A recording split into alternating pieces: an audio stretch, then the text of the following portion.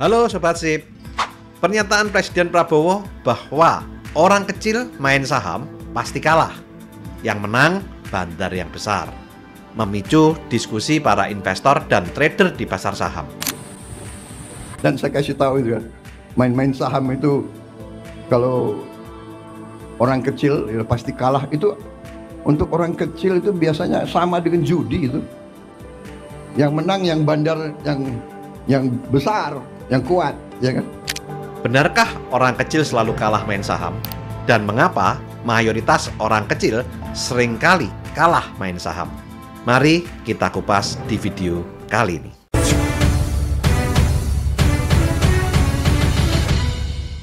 Apa yang dikatakan Pak Prabowo bahwa banyak orang kecil main saham kalah, dalam hal ini bisa rugi ataupun nyangkut, merupakan sebuah realita di bursa saham Indonesia.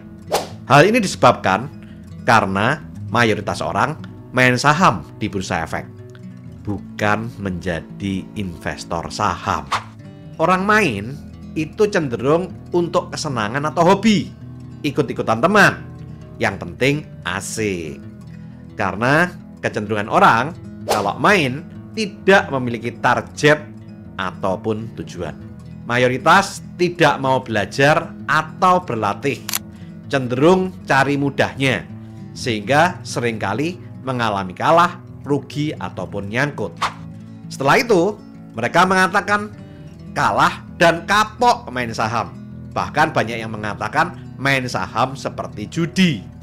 Sebenarnya yang judi itu orangnya, bukan instrumen sahamnya.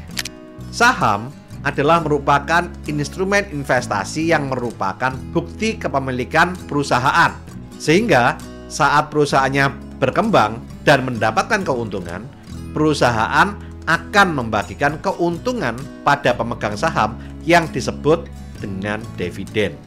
Di samping itu, pemegang saham juga mendapatkan keuntungan dari kenaikan harga saham yang dimilikinya, yang disebut dengan capital gain, yaitu selisih keuntungan antara harga beli dan harga jual. Tetapi permasalahannya, banyak orang main saham mengejar keuntungan jangka pendek berdasarkan info dari teman, saudara, tetangga, atau dapat info dari media sosial tanpa memahami apa saham yang dibeli, sehingga mereka membeli saham sama dengan melakukan judi karena membeli sesuatu yang dia nggak pahamin. Mereka tidak mau belajar dan melakukan analisa saham yang menurut mereka sulit dan merepotkan. Di samping itu, banyak orang main saham berharap hari ini beli, besok atau lusa sudah untung. Kalau sahamnya naik, mereka senang dan banyak yang euforia. Tapi kalau sahamnya turun sedikit saja, mereka panik, gelisah, sulit tidur, bahkan stres. Ada bukan orang kaya saja main saham, tahu nggak? Ada teman-teman saya ahli matematik.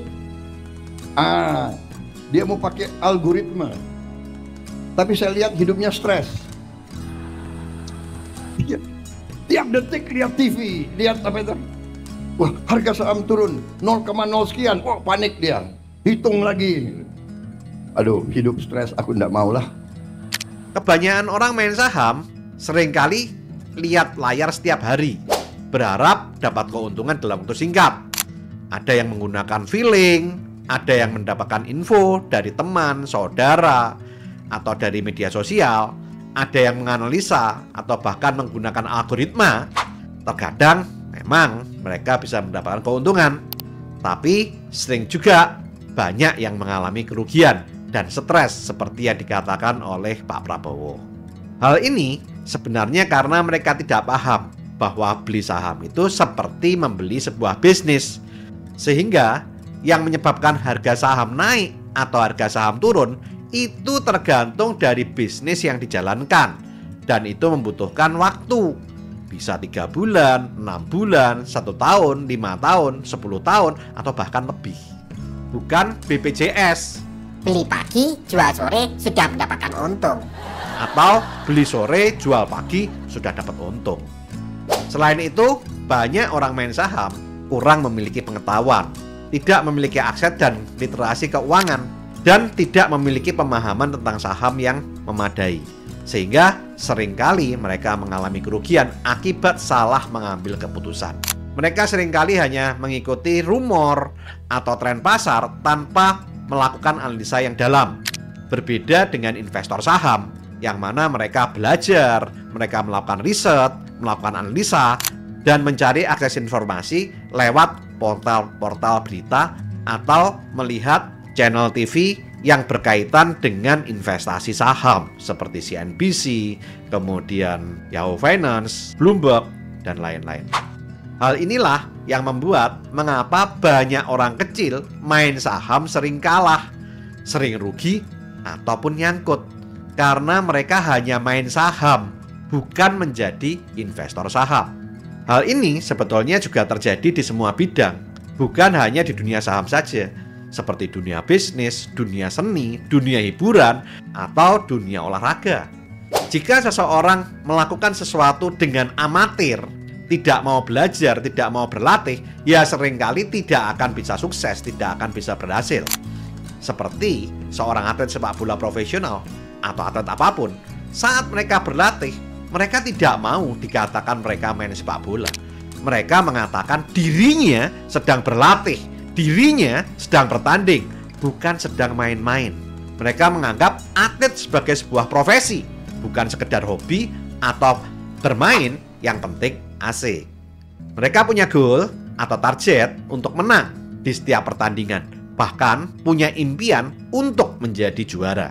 Untuk itu, mereka mau untuk belajar, mereka mau berlatih, mereka mau bekerja keras, mereka mau berkorban waktu, mereka mau berkorban tenaga, pikiran, dan mau membayar harga apapun juga untuk meraih impiannya, agar mereka bisa meraih target kemenangan, bahkan mencapai impian mereka sebagai seorang juara. Dalam sebuah wawancara, Lionel Messi, salah satu legenda sepak bola dan peraih 8 kali Ballon d'Or dan meraih berbagai gelar juara sepak bola, pernah berkata, "I made lot of sacrifice by leaving family, leaving Argentina to start new life. But everything I did for football to achieve my dream. That's why I didn't go out for party and many other things." Saya banyak melakukan pengorbanan, meninggalkan keluarga, meninggalkan Argentina untuk memulai sebuah kehidupan baru. Semua itu saya lakukan untuk sepak bola dan impian saya. Itulah alasan mengapa saya tidak pernah pergi berpesta dan melakukan hal-hal lainnya. Di kesempatan yang lain, Messi berkata, "I start early and I stay late, day after day after day, year after year.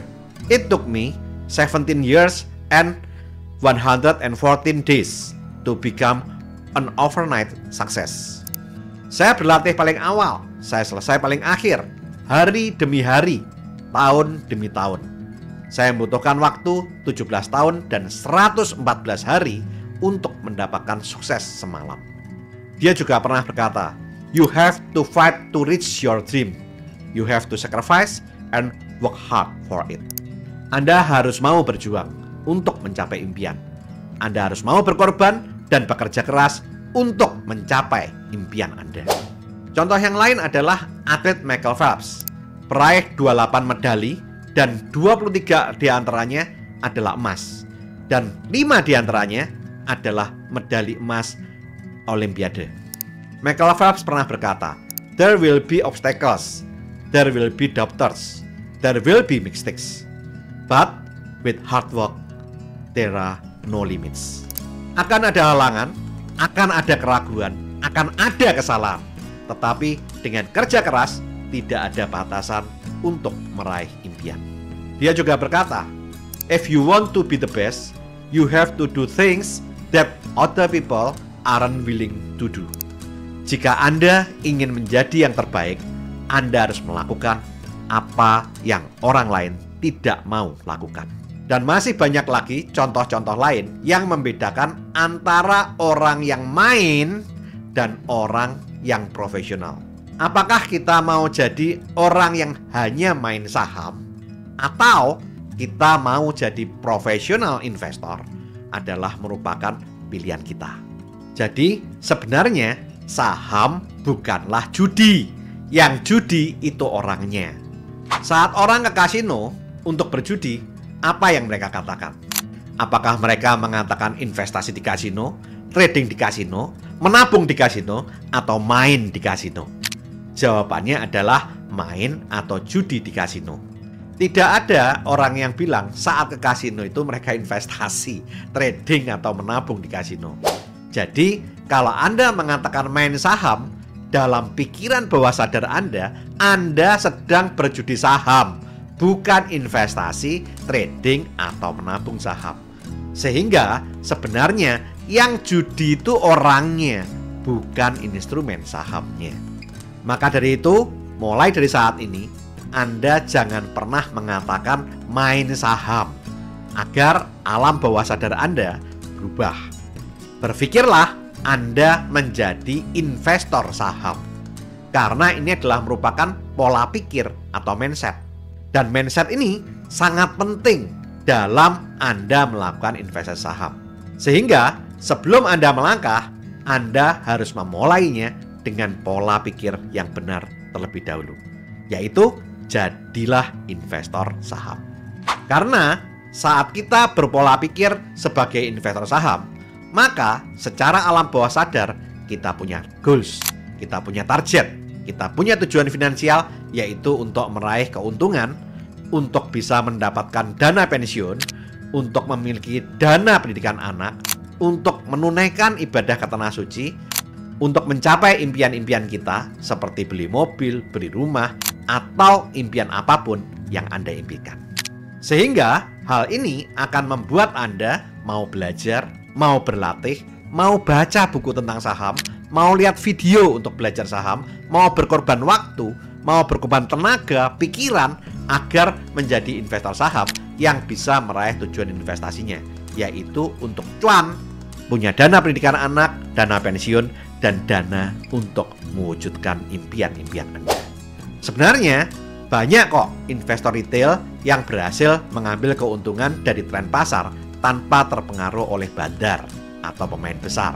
Terutama jika kita menjadi investor saham yang lebih berfokus pada investasi jangka panjang dan melakukan analisa baik secara makroekonomi maupun analisa fundamental. Dan sebenarnya bandar atau pemain besar juga tidak selalu menang. Dan investor retail kecil juga tidak selalu kalah atau rugi. Dalam kondisi pasar yang bergejolak atau tidak terduga seperti resesi global, bandar atau pemain besar sekalipun juga bisa mengalami kerugian yang signifikan. Nah, setelah pola pikir Anda berubah dari main saham menjadi investasi saham atau menabung saham, baru kita berpikir bagaimana caranya bisa cuan dari bursa saham. Yang pertama, Anda bisa ikuti dan lihat video-video saya tentang saham dan tentang mengelola keuangan di playlist belajar investasi saham. Ada berbagai metode yang bisa Anda pelajari tentang saham, mulai dari makroekonomi, fundamental analysis, industri analisis, technical analysis, top-down analysis, bottom-up analysis, sampai M2M analysis yang akan saya kupas mulai dari dasar. Yang kedua, lakukan diversifikasi. Don't put your egg in one basket. Jangan taruh semua dana Anda di satu saham atau satu sektor saja. Lakukan diversifikasi untuk mengurangi resiko kerugian yang besar. Yang ketiga, fokus pada jangka panjang. Hindari pola pikir ingin cepat kaya dari saham. Berinvestasilah dengan strategi jangka panjang pada saham-saham yang memiliki fundamental perusahaan yang kuat. Penting untuk dicatat bahwa tidak semua orang kecil selalu kalah. Saat ini cukup banyak investor yang berhasil mendapatkan cuan besar dari bursa saham memulai dari investor retail kecil. Dengan kemauan belajar yang tinggi, strategi investasi yang baik, dan pemilihan saham yang cermat, banyak investor kecil yang berhasil meraih keuntungan. Oke, lakukan terus saving, investing, protecting agar hidup Anda makin sip. Saya Tony Hermawan Adikaryo, sampai jumpa di puncak kemakmuran.